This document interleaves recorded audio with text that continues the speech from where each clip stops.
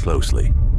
That coil just filled with electric current, and the force it makes is lifting a full kilogram of metal up to the exact point where electricity balances gravity.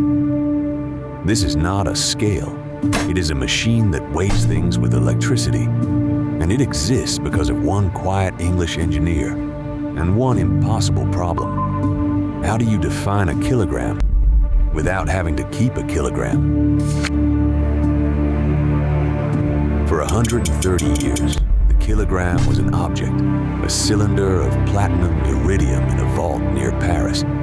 We told that story 2 episodes ago. The vault, the mysterious weight loss, and a silicon sphere built to count atoms. But there was always a second road to a perfect kilogram. In 1975, at Britain's National Physical Laboratory, a physicist named Bryan Kibble was working on an old idea, weighing things against electromagnetic force. The instrument of the day, the ampere balance, had a fatal flaw. Its answer depended on the exact geometry of its coils. Measure the coil wrong by a hair, and your kilogram is wrong forever. Kibble saw a way to make the geometry vanish. Here's the trick, and it is beautiful. Step 1, weighing mode. Run a current through a coil in a magnetic field. The force pushes up. F equals B Li, field, length, current. Tune it until it exactly holds your mass against gravity. Step 2, velocity mode. Take the mass off. Move the same coil at a steady speed through the same field. It generates a voltage. V equals B L V. Same field, same wire. Now divide one equation by the other. And the one thing nobody can measure well enough, the coil's geometry, cancels out completely. What is left is electrical power equals mechanical power. Current times voltage equals mass times gravity times speed. Both sides measured in watts, which is why for 40 years, everyone called it the watt balance. But now everything hangs on measuring electricity perfectly. So the machine reaches into quantum mechanics twice. For voltage, the Josephson effect. In 1962, a 23-year-old Cambridge graduate student, Bryan Josephson, predicted that a superconducting junction, driven at a microwave frequency, produces voltage locked onto exact quantum steps, volts built out of pure frequency. Nobel Prize 1973. No, different man. Bryan Josephson, Bryan Kibble, one letter apart, and this story needs both of them for resistance. The quantum Hall effect, discovered by Klaus von Klitzing in 1980. Resistance, frozen into perfect steps of 25,812.807 ohms, good to a part in a billion. Nobel Prize 1985.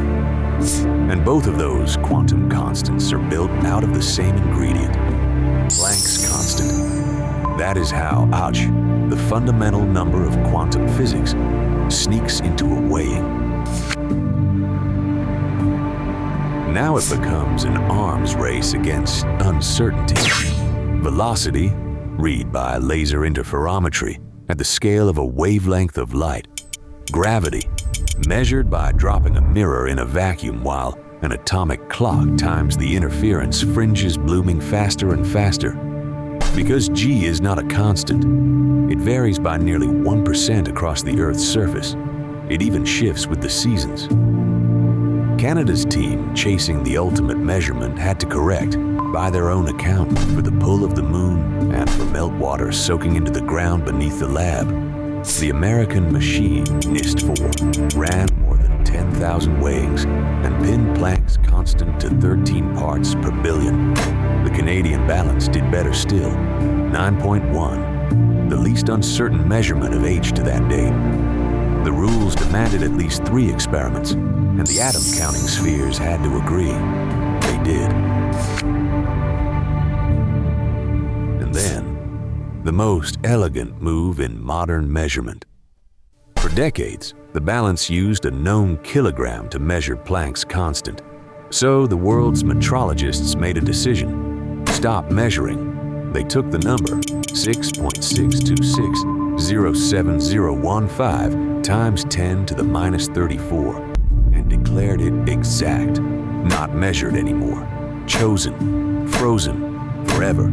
And at that instant, every Kibble balance on Earth ran backwards. Instead of using a kilogram to find the constant, it now uses the constant to hand you a kilogram. On May 20th, 2019, the metal cylinder in Paris stopped defining anything. The kilogram was the last SI base unit still defined by a physical object. After that day, not one of them is. The perfect kilogram is no longer a thing you keep. It is a recipe you follow. In any lab, in any country. In principle, on any planet. You can even follow it in Lego. NIST published the plans. About $600 in parts. Good to 1%. Not a billionth, but the same physics on a tabletop. Bryan Kibble died in the spring of 2016. 2 months later, the community renamed his machine.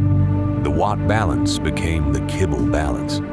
He never saw that, and he never saw the vote. 2 years on, when his idea quietly redefined every mass on Earth. The perfect kilogram is not an object anymore. He turned it into an idea, and ideas don't drift.